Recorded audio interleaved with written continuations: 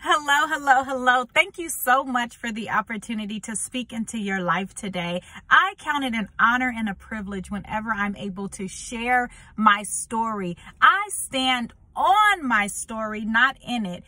Did you catch that? I said I stand on my story and not in it. It is truly the foundation of who I am. I stand before you, a 6-time author, the founder of Tuesday Healing with Tamika podcast that has over 5.5 thousand downloads, the owner and operator, CEO, if you would, of Tuesday with Tamika coaching and consulting company, where I am blessed to be able to coach women to their highest potential. Not only all of that, but I am also a wife and a mother of 8 beautiful children. Okay, count them. 8. Yes, me and my husband have a beautiful blended family where we are raising our children, especially our girls, to be her, to become her, healed, elevated, and restored. Listen, I am her.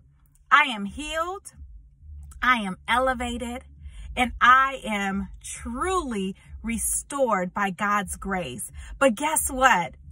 None of those amazing things that I've been able to accomplish over my lifetime are what truly qualifies me. What truly qualifies me is the hurdles that I had to climb, the stairs that I one by one had to climb to get to where I'm at. The fact that I have turned all my trials into treasures. So in order for me to be healed, I had to overcome the hurt. And to overcome the hurt, I had to stop hiding. I had to stop hiding my truth.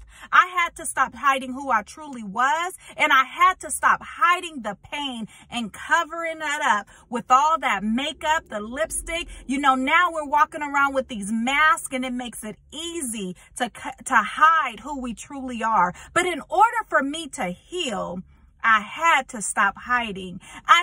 In order for me to become her, and to truly be her, I had to elevate. But in order to elevate, I had to isolate. I had to take a time where I went into the ICU, if you would, and I went back and I had to allow God to be my nurse. I had to allow God to be my doctor. I had to be in a solitary confinement so I could see all those hurts that I was hiding, so I could overcome the things that I truly needed to overcome to stand in my superpower. In order for me to be her, I had to be restored. But you do not become restored unless you go through reconstruction. Come on, somebody. I had to be reconstructed. My husband, he is a contractor. And one of the first things that they do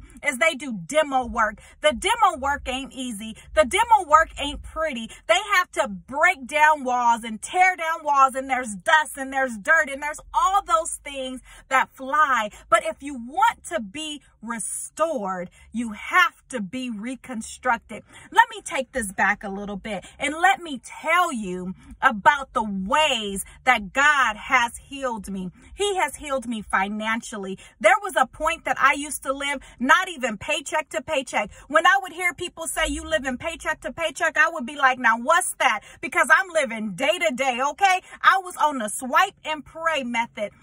There was days that I did not even have enough food to feed my children. There were days that I had to borrow from Peter to pay Paul, if you know what I mean. The check cashing places knew me by name as soon as I walked in. But God has fully healed me financially, that I am now making more money than I've ever even imagined that I was going to be able to make. Not only has God healed me financially, but God has healed me spiritually. There was a time where I questioned my relationship with God. I even questioned my existence. I even questioned, why am I here? Like many of you sitting in the audience, where you wonder, what is my purpose? Am I a mistake? Because you're listening to those thoughts and those talks and those whispers whispers of people that have told you you don't have any value. And maybe they didn't verbally say it, but maybe by their actions, maybe that abandonment of your father walking out of your life,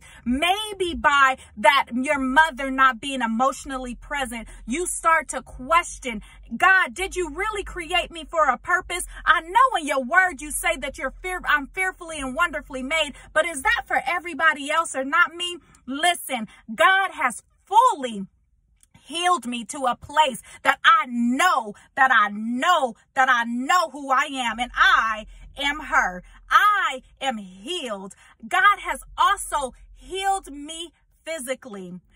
7 years ago, I woke up in the middle of the night and I had a massive stroke.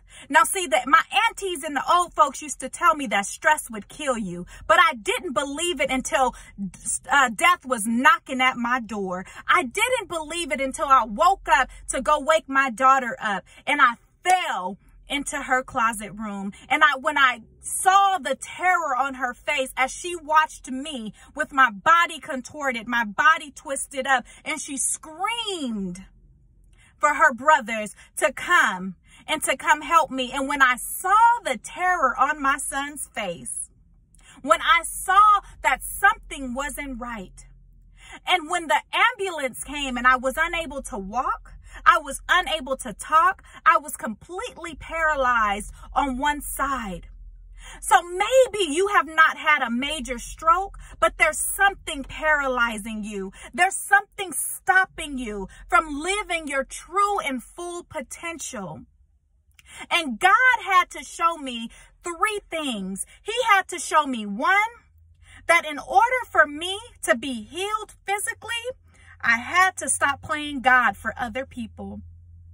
2, He helped me to realize that I had to deal with all that stuff underneath, all that stuff under the ground, the roots of things. He told me that I had to do some root work. In order for him to heal me physically, mentally, emotionally, and spiritually, I had to do the root work. And 3, he told me that I had to believe that I was worthy of the healing. So I now stand before you healed because I stopped hiding. God also has elevated me. And where it started is in my mind. Because you see, our mind is the soil by which everything grows. I learned that from a mentor, Miss Lisa Nichols. She said that your mind is the soil by which everything grows. What I know now is that in order for God to elevate my mind, not only did I have to do that root work, and I had to pull out the weeds, and I had to get rid of people, places, and things that no longer served me, but I also had to look myself in the mirror and know that I deserve the elevation. Many of us stay stuck in places. Many of us stay stuck in situations, whether it's a relationship, that the soil of the relationship, the garden of the relationship is toxic. And we stay there and we don't elevate to bigger places and spaces because we don't truly believe it.